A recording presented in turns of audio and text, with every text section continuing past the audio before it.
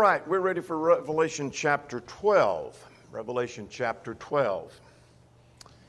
And again, last call, if you need questions for today, Kevin has that. Questions for next week. If you're missing that, Eugene is disseminating that. All right, we are shifting gears in our study. By that I simply mean we are ready for a transition to another major section of the book. There's two major sections, 1 through 11 being first, and then 12 to 22 being the second major section. And so we're ready to shift gears into that second major section of Revelation. The first section deals with the struggle on earth as we've outlined it here. And then chapters 12 to 22, we've called it Christ and the Dragon in Conflict. We're introduced to that concept in chapter 12. It is expanded upon in 13 and 14 and on down the line. Now, as a subtitle to this section, I called this simply the deeper spiritual meaning. So you say, what's this all about? Well, we're in this section of starting with chapter 12 of the war that is described. And we'll get back to that war in just a moment. But think of chapters 1 through 11 and 12 to 22 as two distinct thoughts that work together. Chapters 1 through 11 describe things on earth, the struggle. So if we stop at this juncture, what have we seen so far in Revelation?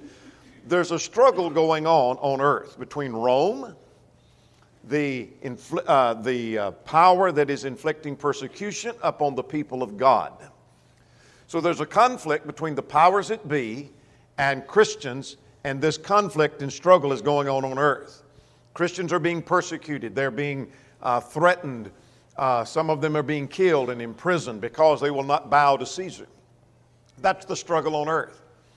Chapters 12 to 22 describe the forces at work in the spiritual realm that simply causes or drives that conflict and struggle on earth. So in other words, the point being made in 12 to 22 is the reason there is a conflict between Christians and Rome is because there is a conflict between God and Satan. Make sense? That's the point. So why is it that Rome is doing what it's doing to Christians? It's because Rome is a tool of Satan. And those who are Christians are servants of God, and the conflict is not so much between Rome and Christians, the conflict is between God and Satan. That's the point. So let me pause for a moment and ask you, how could that encourage the recipient of the letter who is going under the persecution and is facing trial and tribulation at the hand of the Roman government, and they get a letter, and if they understand the message, okay, here's the struggle on earth. But what's really behind that is the forces in the spiritual realm are at conflict. How would that encourage them? God is on our side. We cannot lose. We have the supreme being, Almighty, the one in charge of all things. All right. Shows God's on our side. God's fighting for us. What else? I'm not looking for a particular answer. This is more thought-provoking. I'm interested in what you think.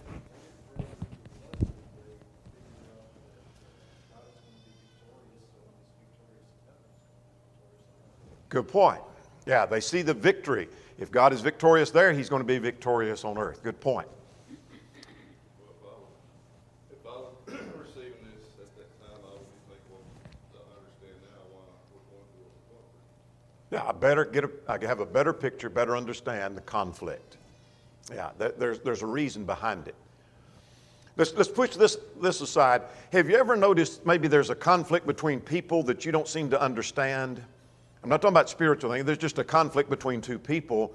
And once you get to know them and their history and their background, there's something deeper back there that's causing that conflict. And now I got it. I understand it. And so as we look closer and look closer and look closer at the conflict going on earth, there's a reason behind that.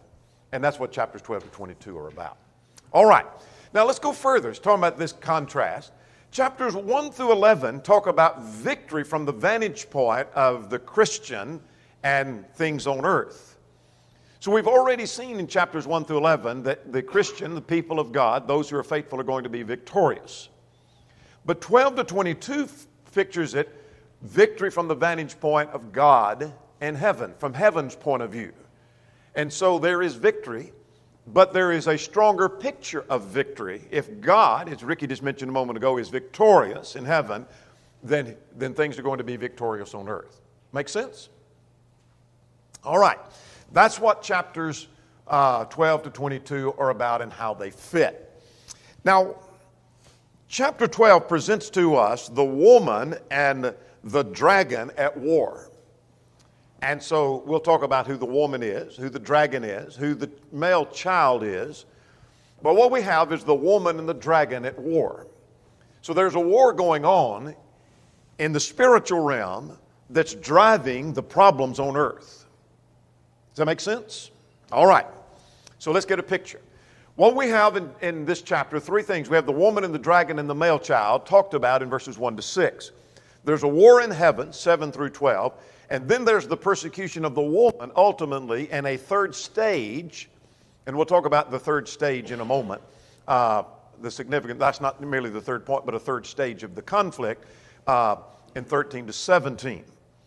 So identifying the woman, identifying the dragon, and identifying the male child are going to be important for us to get the picture. Now, we tried to give a key verse.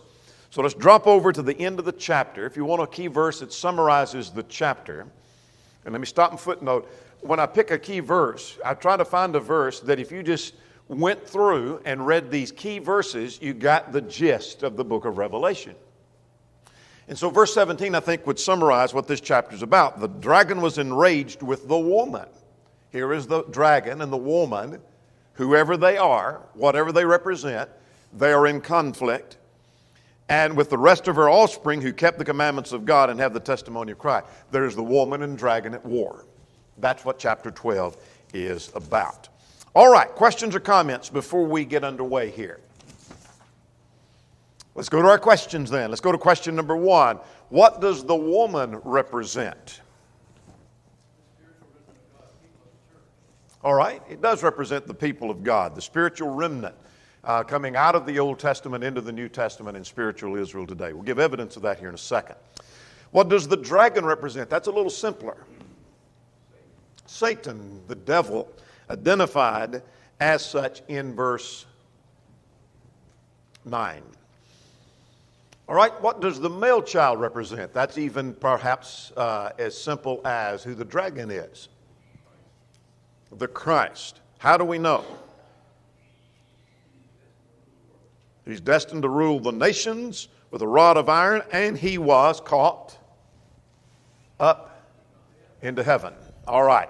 Obviously a reference to Christ.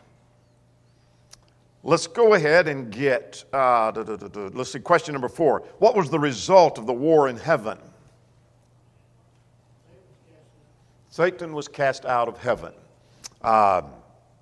In what sense? That's true. I think he was cast out in more than one sense. But we'll talk about the sense in which that's true here in a moment. All right, let's talk about this first section, verses 1 to 6. There's the woman, the dragon, and the male child. The woman is dealt with in verses 1 and 2. The dragon in 3 and 4 and 5 and 6 is dealing with the male child. So we need to deal with these characters that are mentioned here in our picture. Now, this is apocalyptic literature. The nature, finish my sentence, the nature of apocalyptic literature is everything is not to be taken literal. Why would you say that? Suppose you had a friend who's visiting today and they turn to you and say, why not? What would you say? What would you whisper back to them? Why not? Because it's a vision? Got to take it all literal, and it doesn't make any sense. If this is a literal woman, then it's a literal dragon. A literal dragon. And that's not going to work. For example, like at verse 4, the tail, and with his tail he drew a third of the stars of heaven to the earth. That would have to be literal if it's all to be taken literal. So this is a vision. And so let's get verses 1 and 2. He said, there was a sign that appeared in the heaven, and a woman clothed with the sun, And what other descriptions are given?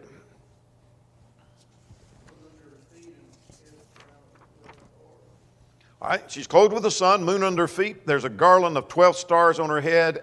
And then verse 2 says she was... All right, she's about to deliver this male child.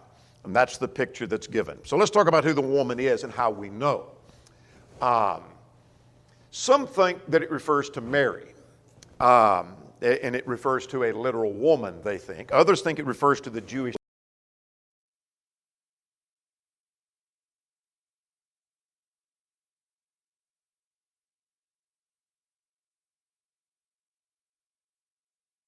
literal dragon, perhaps. Look at verse 5. This is going to give us some insight that whatever the woman refers to, the male child comes from her. The male child has reference to Christ.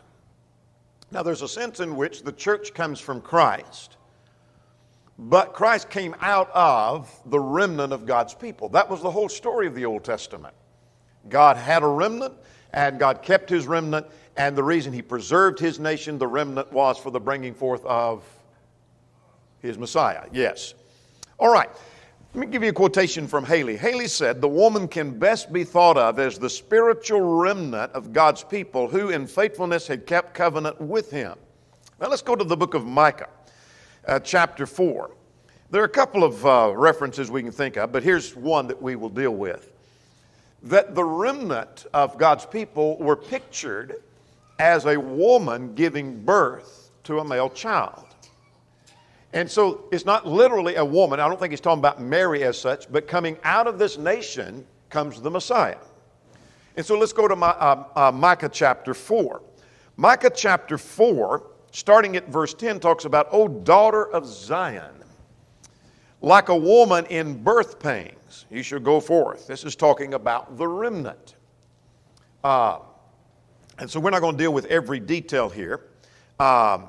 But let's go further down to verse 11. "Also many nations are gathered against you." This is the people of God, the remnant of God. Nations had gathered against the daughter of Zion. Mentioned again at verse 13, "O daughter of Zion."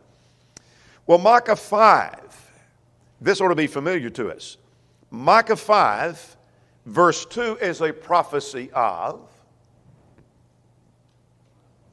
the coming of the Messiah. Here is the prophecy that he's coming out of Bethlehem. "And you shall go forth to me, the one to be the ruler of Israel, whose going forth has been from everlasting, until the time," notice it verse 3, "until the time that she who is in labor has given birth." That refers back to chapter 4 and verse 10. "And then the remnant of his brethren shall return to the children of Israel." So what have I learned from that? What I learned from looking at Micah 4 was that the daughter of Zion was the remnant of God's people out of which the Messiah was coming. And it seems like in Revelation 12 that Jesus, through John, is using that kind of language to refer to the remnant of God's people, the remnant of Israel, out of which then comes the Messiah. So be it Old Testament Israel coming into New Testament Israel. So let's talk about the pictures that are given here in the context. She is pictured here as having, she's clothed with sun and the moon under her feet and a garland of 12 stars on her head. I don't know that there's any significance to the sun represents this and the moon represents that and the garland of stars represents this. One writer said that symbolized her exalted position in God's order. In other words, God held Israel in an exalted position above all other nations. Why? Was Israel such a special people because they were Jews? No. Why did God hold Israel in a special place? Because, finish my sentence, this was the nation through whom the Messiah was coming. That makes sense? All right, so there was a woman bringing forth this male child. Now we know the male child has reference to Christ, but we'll give evidence of that when we get to verses 5 and 6. So she's about to give birth to this child. All right? Now let's go to verses 5 and 6. I didn't mean to do that. And verses 3 and 4 rather. So what do we have at verses 3 and 4? All right, we have Satan here. So there was another sign, and Satan was, or whoever this was, we'll get to whether he's Satan or not, but he was a great fiery red dragon with 7 heads and 10 horns and 7 diadems on his head. And then verse 4, with his tail he did what? Yeah. And then verse 4, what's he seeking to do? He stood before the woman about to deliver, and as soon as the child comes forth, he's ready to devour the child, destroy the child. All right, now let's get a picture. Let's jump down to verse 9. Verse 9 identifies the dragon as Satan and as the devil, and the great dragon was cast out, the serpent of old called the devil and Satan. And so he is the one who is the aggressor, the one who is the avenger, the one who is the adversary. That's the word I was looking for, our adversary. Now notice at verse 3, he's described as great and powerful.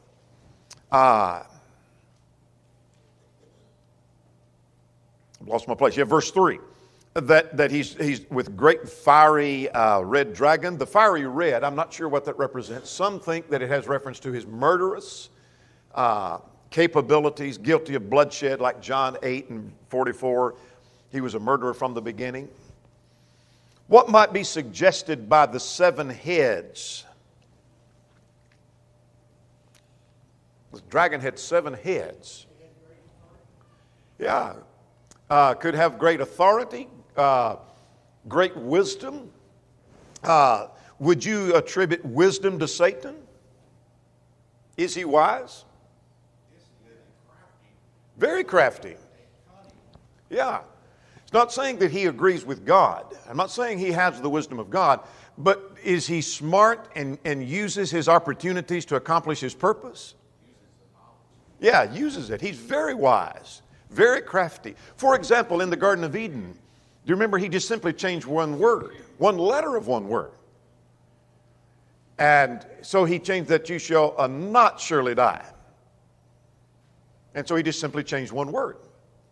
That's very crafty. He didn't have to change the whole message, he just changed a little bit of the message. And so he's very crafty. I think it may have reference to the wisdom with which he accomplishes his mission. His 10 horns may suggest the idea of great power.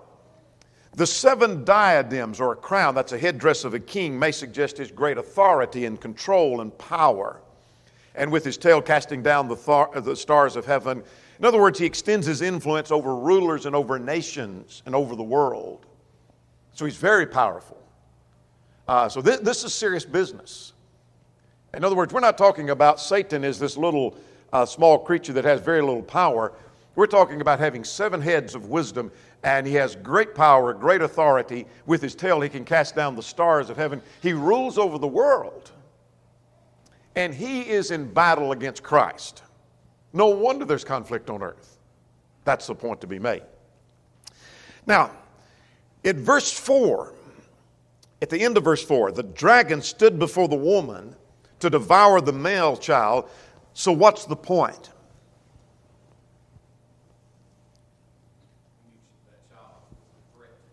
It was a threat to his control because he knows that the male child, the Christ, has power over him, and if he can devour the male child, then he has the upper hand.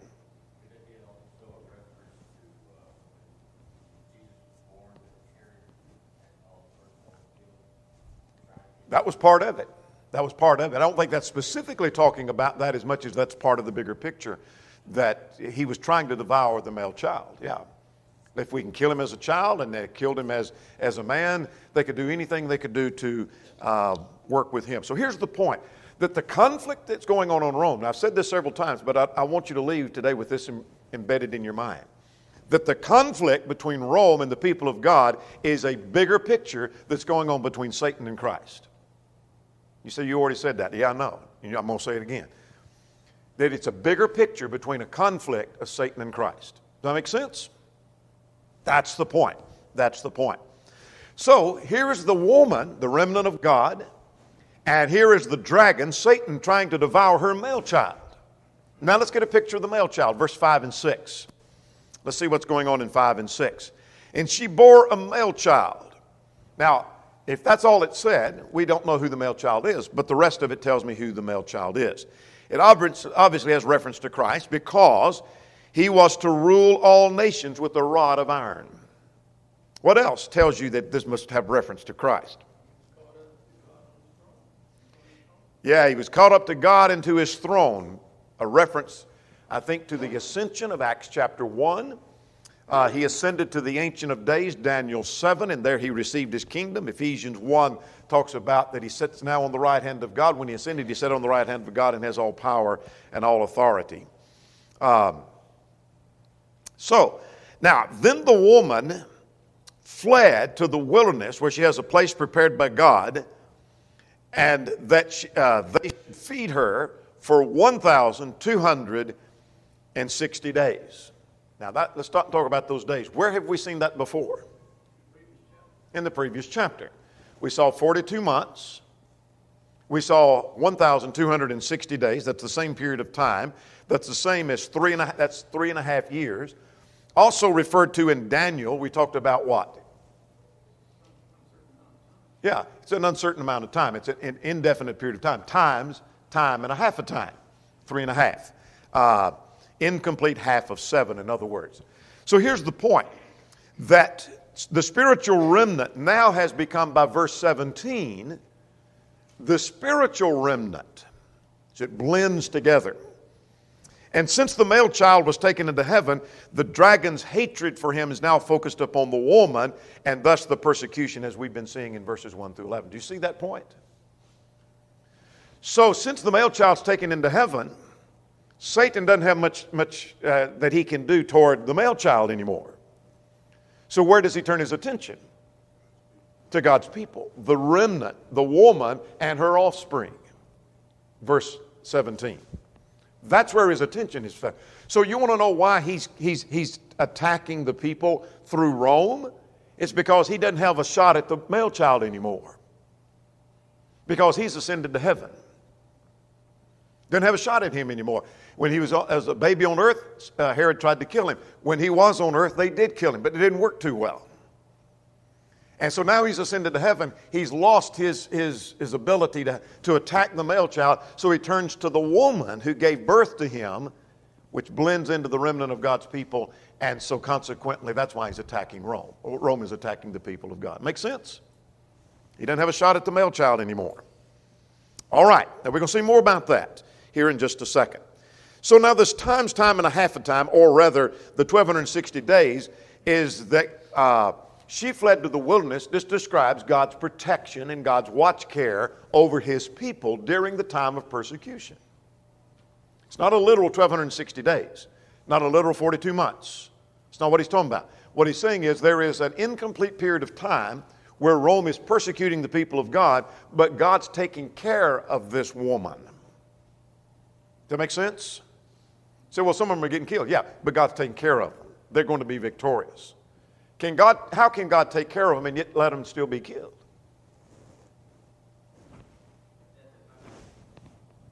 Yeah, death isn't the end.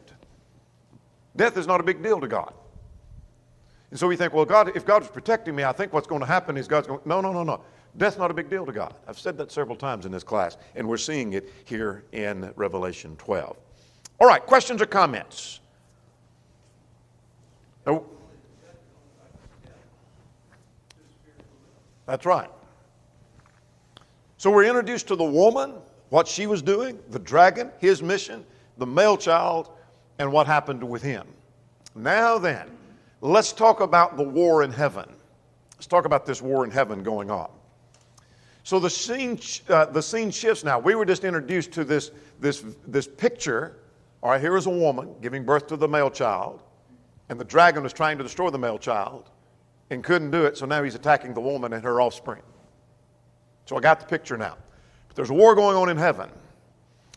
So beginning at verse 7, a war broke out in heaven, and Michael and his angels. So we've got to stop for a moment and figure out something about Micah. I don't know what I did with my remote. I just had it. Here it is. So let's talk about Michael the archangel.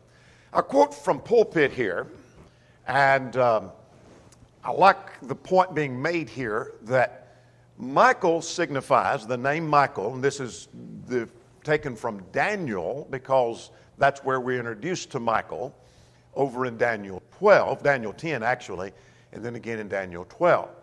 But that Hebrew name for Michael, translated Michael, signifies who is like to God. Who is like God. And he said we may compare this with the cry of the worldly in Revelation 13:4, who is like unto the beast. In Daniel, Michael is the prince who stands up for God's people of Israel. We see it in Daniel 12, verse 1, Daniel 10:13, and Daniel 10:21. Michael is contending. Michael is the archangel that's alluded to in Jude 9. In fact, Jude 9 talks about him opposing Satan and arguing with Satan over the body of Moses. So Michael is referred to as the archangel. So John, perhaps borrowing the name from Daniel, puts Michael forward as the chief of those who have remained faithful to the cause of God in the rebellion of Satan and his angels. So, in other words, there were angels that rebelled. That's the point it's alluded to here. Jude 6, 2 Peter. But there were angels that were faithful to the cause of God, and Michael is a leader in that. I don't understand all I want to know about angels, but I know that Michael is an archangel. He has some kind of leadership and superiority. So he's referred to as an archangel, and he's leading in this battle. And that's all and so you want me to tell you more? Well, I'll have to make up some stuff, but make it interesting. But that's all I can tell you about Michael the archangel. All right. So let's go now to let's go to verse 7. There's a war broke out. And what does verse 7 tell us about this war?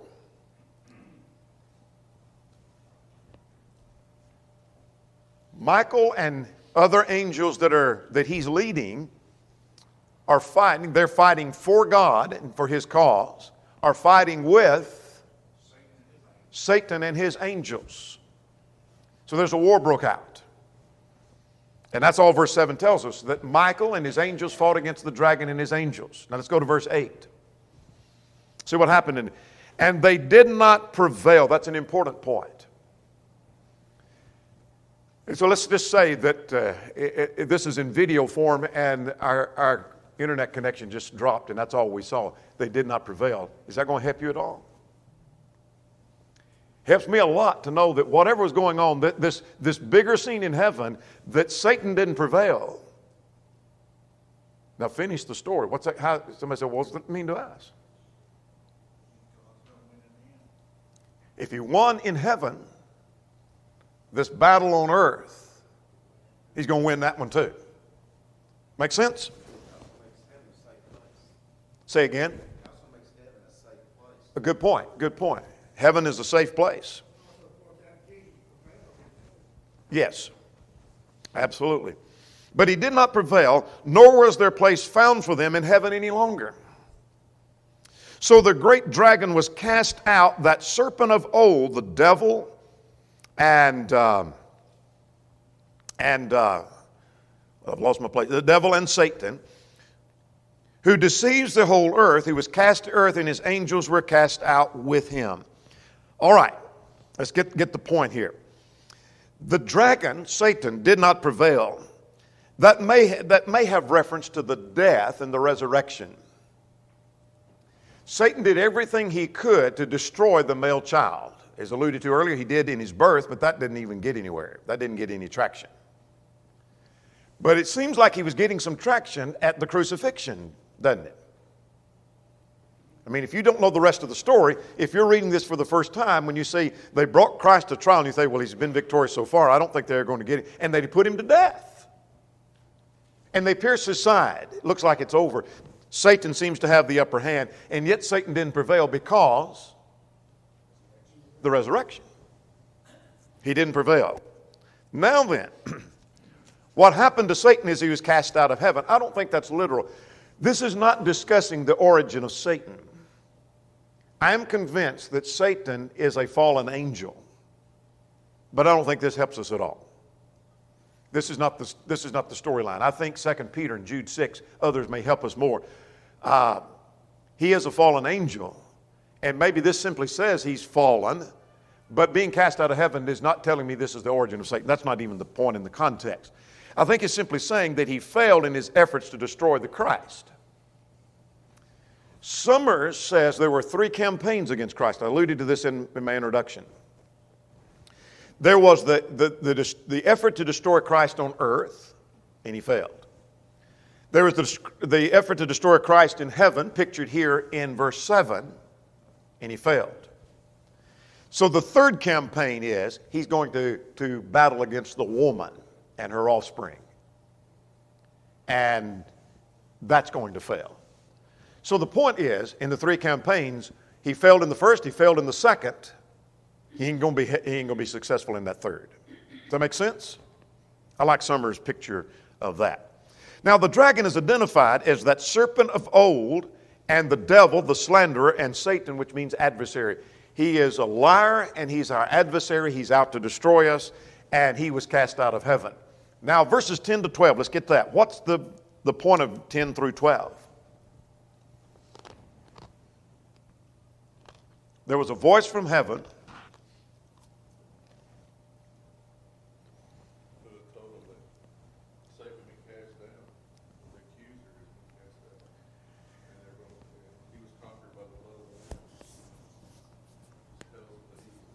All right. In one word, good summary. In one word, what would you say the message was from the voice from heaven? It's like an announcer has announced. There's been a war, and here's the one word that describes how the war went. There was victory. There's victory for God and his people. There was victory. It's an announcement of victory. Notice that through the death and resurrection, through this defeat, that he mentions salvation and strength, power, and the kingdom of our God, the power of Christ. So you say, well, what was the announcement of victory? Through this victory of this war that took place, in this battle, and Satan being cast out of heaven, he failed in his efforts to destroy the male child. There is salvation now, there is a kingdom now, and there's power of God that prevails. In other words, through the resurrection of Christ, the power over the opposition has been cast down. That's the point. Now, the faithful overcome, verse 11, there are 3 things that are mentioned. What are the 3 things? They overcome by the blood of the Lamb. And so this is not a physical, literal battle going on. Yeah, there is some, but you're going to ultimately be victorious through forgiveness. And through the blood of the Lamb, through the shedding of his blood, Christ is victorious over the power of Satan. So really what I'm learning about the reference to the blood of the Lamb, Satan may attack and kill you, but that isn't the worst thing. Satan is going to attack and bring you to succumb to sin. And you can be victorious over that through the blood of the Lamb. Does that make sense? That's where the real victory takes place. There's something else mentioned. There's the blood of the Lamb, and through the word of their testimony. Their testimony has to do with their allegiance to God, and they're being unashamed of their allegiance to God and proclaiming that before others. And the third thing, closely connected, was, you might underline this, they did not to the death. They did not love. I thought we were supposed to love ourselves and respect ourselves. And man's to love his wife even as he does himself. But they did not love their lives to death. What does that mean?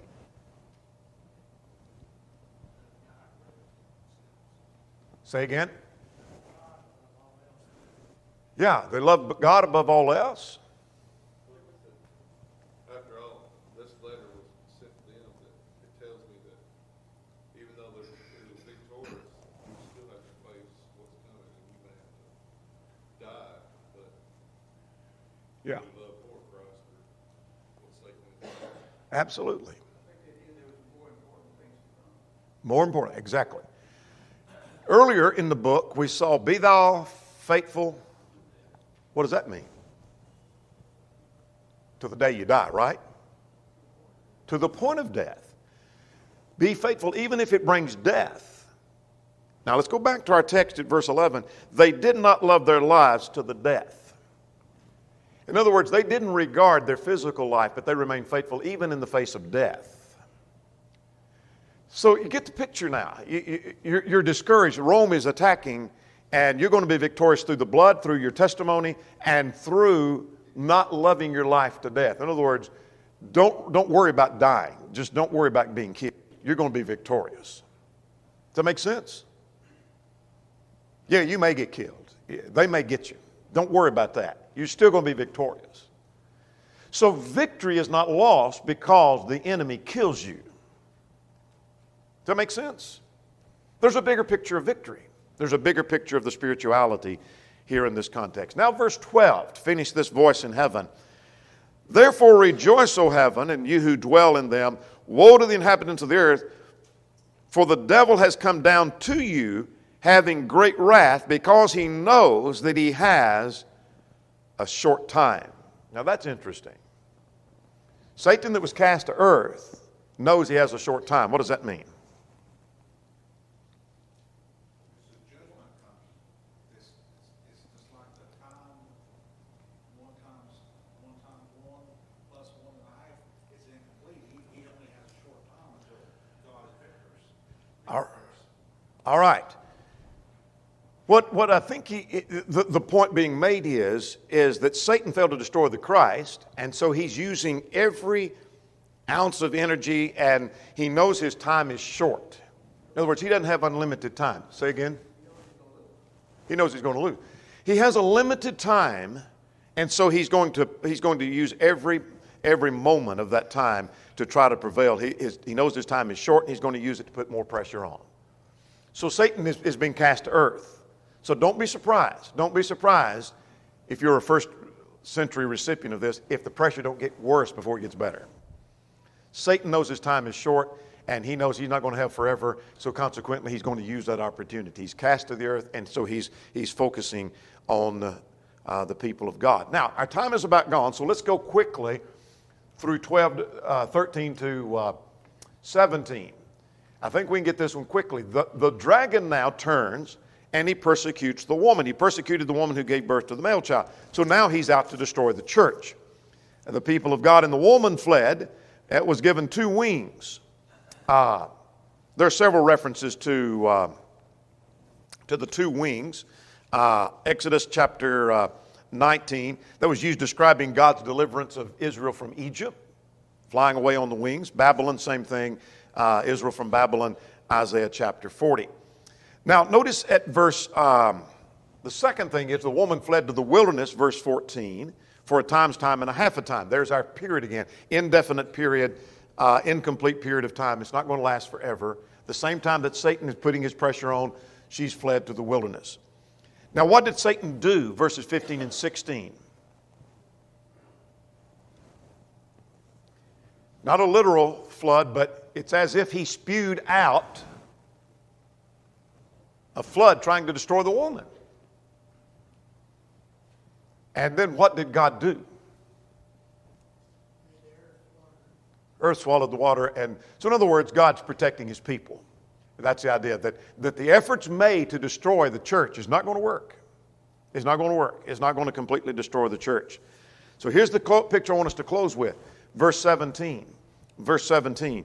So the dragon is enraged with the woman and the rest of her offspring. That describes the faithful of God who keep the commandments of God. Satan is out to destroy the church. He couldn't destroy the male child, couldn't destroy the Christ. That didn't work.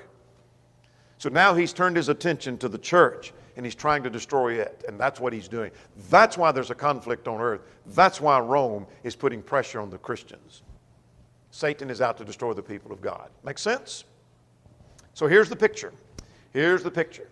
Here's what's going on in chapter 12. Chapter 12 is saying it's all a battle with Satan. He fought against Christ at his birth. He fought against Christ in his death. And that didn't prevail, so consequently he's turned to the people and he's persecuting God's people. Make sense? All right. Chapter 13, we'll talk about two beasts, beast of the sea and the beast of the earth. Next slide.